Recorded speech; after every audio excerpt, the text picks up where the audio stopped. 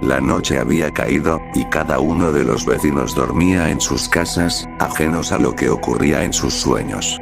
Y en la casa de don Ramón, la luz de un viejo foco parpadeaba débilmente mientras él dormía en su sofá desgastado. Su respiración era tranquila, pero su rostro se fruncía poco a poco. Algo en su subconsciente comenzaba a tomar forma. Y en su sueño, don Ramón estaba sentado en su sala, con los codos sobre las rodillas y las manos entrelazadas. A su lado, la Chilindrina repasaba sus cuadernos escolares, mientras él suspiraba con preocupación. «Papi, ¿qué vamos a hacer con la renta?», preguntó ella. «Ay, mi hijita, si supiera», respondió él, pasándose una mano por el rostro.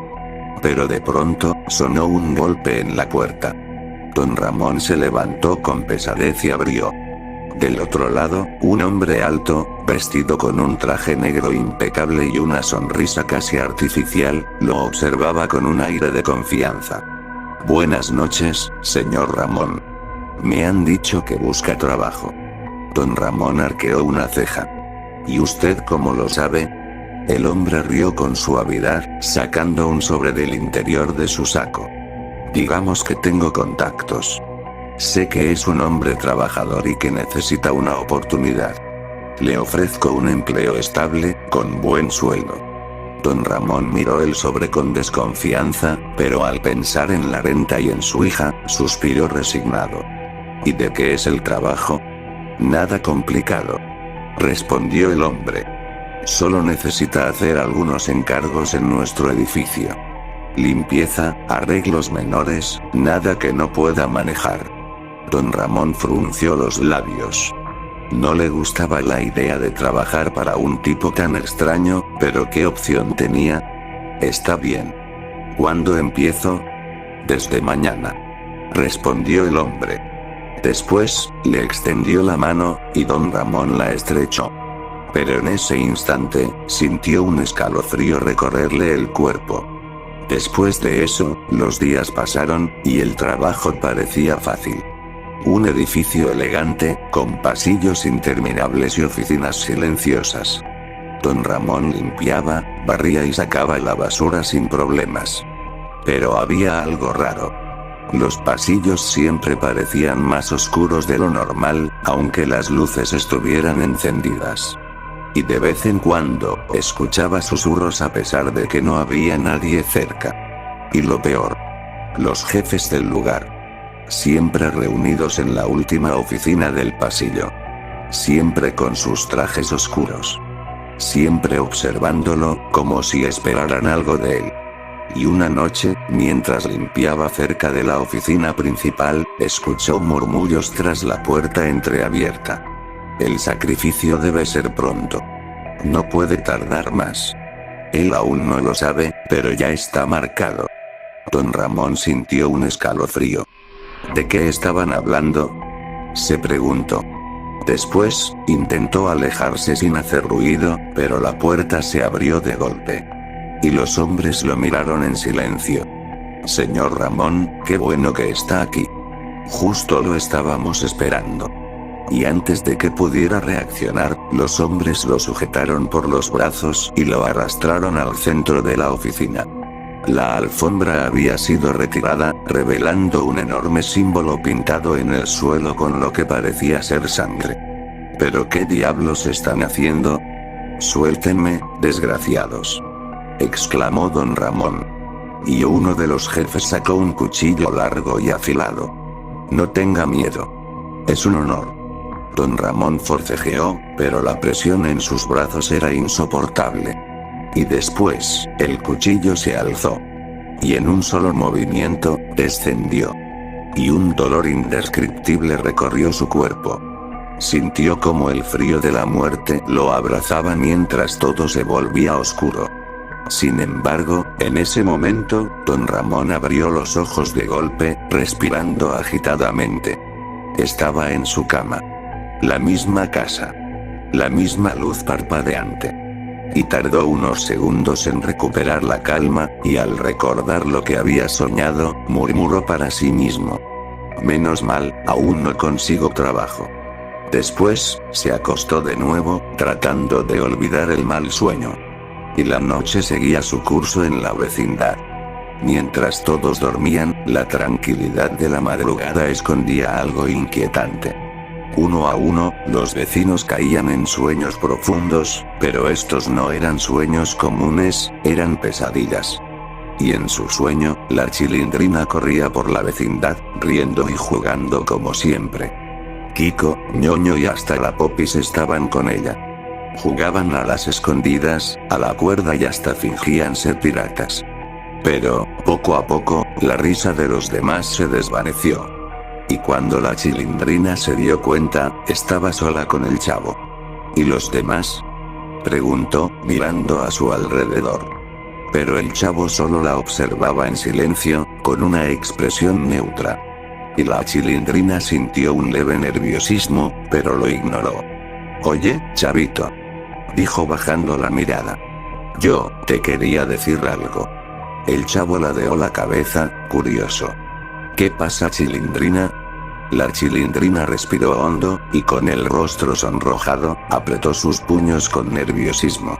«Es que, siempre me ha gustado estar contigo. Me haces reír, me haces feliz. Y yo, creo que te quiero». El chavo no respondió de inmediato. En cambio, su expresión cambió por completo. Sus ojos se tornaron fríos. Y su sonrisa desapareció. «¿Tú, me quieres?», dijo con voz extrañamente apagada. «No digas tonterías, Chilindrina». Ella parpadeó, sorprendida. «Pero, es verdad». El chavo negó con la cabeza lentamente. «Siempre has sido mala. Siempre te burlas de mí. Me pegas. Me gritas. Te crees mejor que los demás, pero no eres más que una egoísta». Las palabras la golpearon como cuchillos. «No. Eso no es cierto», protestó ella, con los ojos llenos de lágrimas. Yo solo bromeaba, yo nunca quise hacerte daño». «Pero lo hiciste», susurró el chavo. Y de pronto, comenzó a caminar hacia la salida de la vecindad. Y la Chilindrina lo siguió con desesperación. «No te vayas. Perdóname». El chavo salió a la calle. Y la Chilindrina corrió tras él, pero justo en ese momento, un fuerte claxon sonó. Y el estruendo de un impacto retumbó en el aire. El cuerpo del chavo salió disparado por los aires antes de caer pesadamente en el pavimento. La Chilindrina sintió el mundo detenerse. Después, corrió hacia él, con el corazón latiendo violentamente. El chavo, con el rostro ensangrentado, giró lentamente la cabeza hacia ella. Y con sus últimos suspiros, susurró: «Fue tu culpa». La Chilindrina sintió un nudo en la garganta. «Por favor, perdóname». Pero el chavo cerró los ojos. Y la Chilindrina gritó. Pero en ese momento, ella despertó de golpe. Su respiración era agitada, y su frente estaba cubierta de sudor frío. Después, miró a su alrededor. Ella seguía en su cuarto. Y todo estaba en su lugar. Luego, llevó una mano a su pecho, tratando de calmarse. «Solo fue un sueño», murmuró. Pero su corazón seguía sintiendo una angustia real. Y por otro lado, en su sueño, doña Clotilde estaba sentada en su sala, tomando un té mientras veía su telenovela favorita. La tranquilidad de su hogar la hacía sentir en paz. Hasta que, de repente, la puerta se abrió de golpe. Ella se sobresaltó y se levantó rápidamente. Y un escalofrío recorrió su cuerpo al ver que toda la vecindad entraba a su casa. Doña Florinda, el profesor Girafales, don Ramón, Kiko, la Chilindrina, y hasta el chavo. Todos la miraban con ojos vacíos. «¿Qué hacen aquí?», preguntó, con la voz temblorosa. Y los niños la señalaron. «Es una bruja. Siempre lo ha sido. Debe pagar por lo que ha hecho». Doña Clotilde sintió un miedo indescriptible. «No, esperen. Yo no soy ninguna bruja». Pero los adultos no hicieron caso. «Debe ser castigada», gritó doña Florinda. Y en un abrir y cerrar de ojos, la sujetaron. Después, la arrastraron fuera de la casa. Y en el centro de la vecindad había una cruz de madera clavada en el suelo. Y doña Clotilde forcejeó, pero era inútil. No. Por favor. No hagan esto. Pero nadie hizo caso. Después, la ataron a la cruz mientras los niños juntaban leña a sus pies. Y pronto, las llamas comenzaron a elevarse. El fuego lamía su vestido, y después su piel. El dolor era insoportable. Su cuerpo entero ardía. Y los rostros de los vecinos la miraban con frialdad, como si en verdad creyeran que lo merecía. Después, su visión se volvió borrosa. Y de pronto, despertó. Estaba en su cama. Y su respiración era acelerada. Después, miró sus manos, y su piel, pero no había quemaduras. Y ella suspiró de alivio. Solo fue un sueño. Susurró, llevando una mano a su pecho. Y la noche seguía su curso en la vecindad, pero los sueños de sus habitantes se volvían cada vez más oscuros. Ahora, era el turno de doña Florinda. Ella caminaba por la vecindad en completo silencio. Todo parecía vacío, las puertas cerradas, y las luces apagadas. Pero en sus manos sostenía una carta. Y su corazón latía con fuerza mientras la leía una y otra vez. Todo fue tu culpa. Ahora pagarás por lo que hiciste. Y no había firma, solo esas frías palabras escritas con una caligrafía temblorosa. Pero de pronto, un escalofrío recorrió su espalda. ¿Qué es esto?, murmuró, sintiendo un nudo en la garganta. Y de repente, alguien tocó su puerta. Y el sonido la hizo estremecer. Pero lentamente, se acercó. Y su respiración se aceleró. Después, tragó saliva y giró la perilla. Pero cuando abrió la puerta, su cuerpo se paralizó. Frente a ella estaba un hombre alto, con uniforme de capitán de la marina, además de tener la mirada severa y la piel pálida como la de un cadáver. Ese hombre era Federico. Su esposo. El hombre que había muerto hacía tantos años. No puede ser, susurró doña Florinda, cubriéndose la boca con ambas manos. Y Federico la miró fijamente, y sus ojos oscuros reflejaban algo más que tristeza. Reflejaban rencor. Todo fue tu culpa, dijo con voz grave. Doña Florinda sintió un frío indescriptible en su pecho. No, no es cierto, susurró. Tú moriste en el accidente del barco. Federico negó con la cabeza lentamente. Deja de mentir. Yo no morí en el mar. Tú me mataste. El suelo pareció desaparecer bajo sus pies. No, exclamó ella con desesperación. Eso no es verdad. Yo nunca te haría daño. Federico frunció el ceño. Lo planeaste todo, para quedarte con tu amante. Doña Florinda sintió un nudo en la garganta. No. El profesor Girafales llegó a mi vida después de que tú mientes, gritó Federico, sacando un revólver de su chaqueta. Fuiste tú quien disparó aquella noche, fuiste tú quien decidió deshacerse de mí. Doña Florinda retrocedió, mientras sus piernas temblaban. No, no es cierto. Federico levantó el arma, apuntándola directamente a su frente. Ahora, es tu turno. El sonido del disparo retumbó en la vecindad.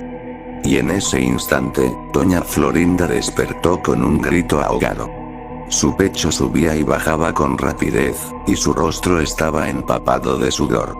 Después, miró a su alrededor. Estaba en su habitación. Y todo estaba en su lugar. Pero su cuerpo seguía temblando. Y con manos temblorosas, comenzó a buscar algo entre los cajones de su cómoda. Después de unos segundos, encontró lo que buscaba. Era una carta. La misma carta que había recibido hace años, con la noticia de que su esposo había muerto en un accidente en alta mar. Y su mirada recorrió las líneas escritas con tinta azul. Lamentamos informarle que el capitán Federico ha fallecido en el hundimiento de la embarcación. Un suspiro tembloroso escapó de sus labios. Era solo una pesadilla, dijo doña Florinda. Pero, aún así, su corazón seguía sintiendo una punzada de dolor. Aún extrañaba a su esposo. Después, apretó la carta contra su pecho y cerró los ojos, tratando de calmarse. Y afuera, la vecindad seguía sumida en el silencio de la noche, pero las pesadillas aún no habían terminado. Ahora, era el turno de Kiko y el chavo. Y en su sueño, Kiko abrió los ojos y se encontró en un lugar desconocido. La neblina cubría todo a su alrededor, y el suelo era frío y áspero, como si estuviera hecho de piedra vieja y húmeda. Pero no había nadie. El silencio era absoluto.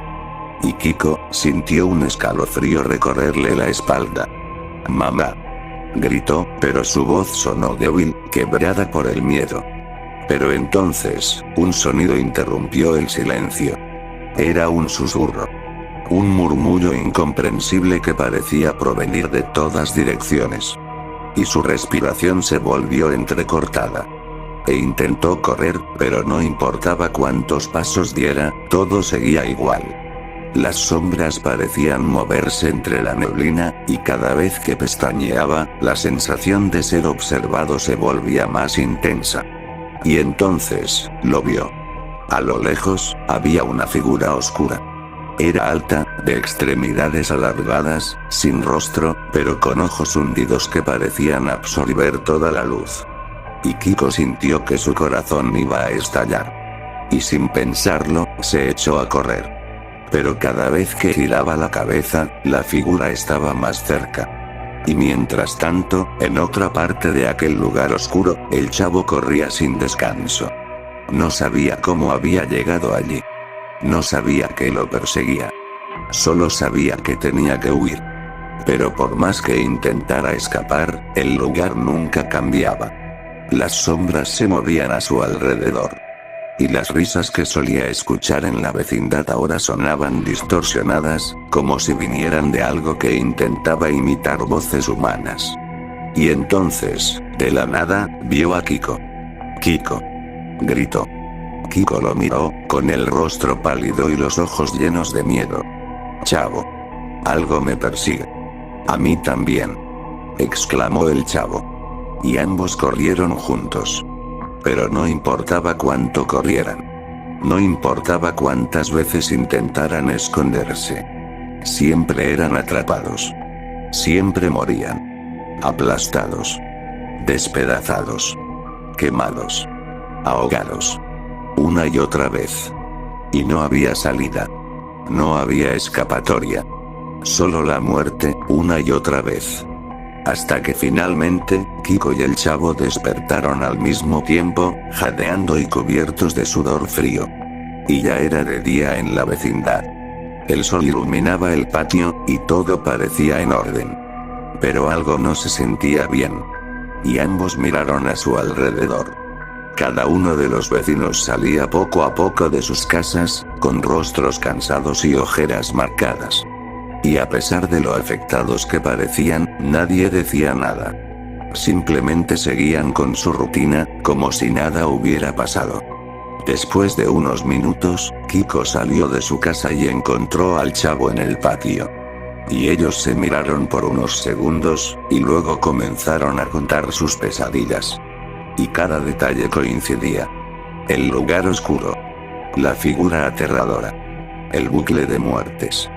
Y ambos se quedaron helados. «Pero», dijo Kiko, mientras tragaba saliva. «Fue solo una pesadilla». El chavo asintió, forzando una sonrisa. «Sí. Solo fue un sueño». Y ambos rieron nerviosamente. Pero en ese momento, algo los hizo enmudecer. Del otro patio, algo emergió entre las sombras. Era una silueta alta. Oscura. De extremidades alargadas y ojos hundidos. Y esa silueta los miraba, mientras avanzaba hacia ellos. El chavo y Kiko sintieron como sus cuerpos se paralizaban. Y el aire se volvió denso. Después, el miedo regresó de golpe. Y entonces lo comprendieron.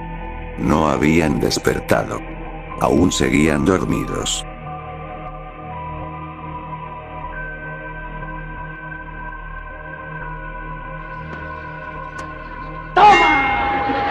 te doy otra más porque presta para que te algo.